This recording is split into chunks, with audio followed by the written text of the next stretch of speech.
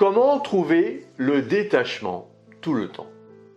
Bonjour les amis, aujourd'hui nous allons voir pourquoi il est si important d'avoir du recul sur les événements et de se reposer.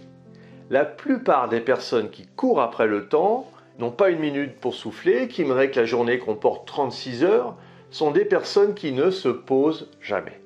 Elles ont toujours le nez dans le guidon et sont bloquées sur l'accélérateur en permanence.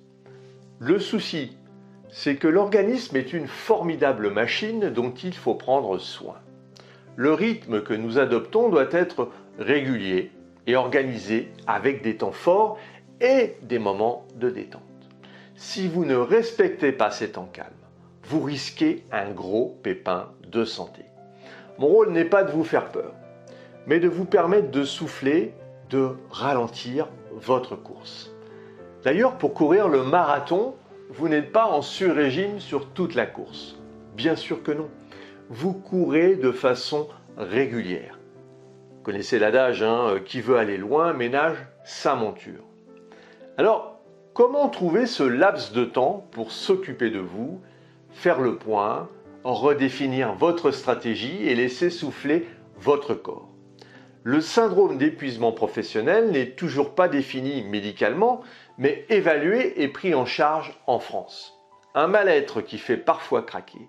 Plus d'un Français sur deux a déjà pleuré à cause de son travail. Et 70% d'entre eux ont l'impression de travailler comme une machine. 36% des personnes déclarent avoir déjà fait un burn-out au cours de leur carrière, une proportion qui s'élève à 54% chez celles qui sont actuellement au chômage. En tête des causes citées arrivent la pression et la charge de travail importante, suivie par le manque de reconnaissance pour le travail fourni et le stress. Alors, quels sont les signaux précurseurs et qui peuvent laisser penser qu'un salarié est peut-être en situation de faire un burn-out? Le salarié devient facilement irritable, voire de mauvaise foi, il est devenu psychiquement rigide.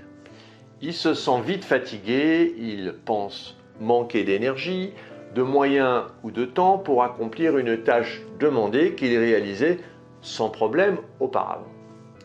Il lui semble difficile de recharger ses batteries, des troubles du sommeil, il montre des troubles de concentration, de manque de disponibilité mentale au travail. Il dévalorise ses résultats, ses compétences, le bien fondé des consignes données. Il manifeste des signes de désinvestissement professionnel.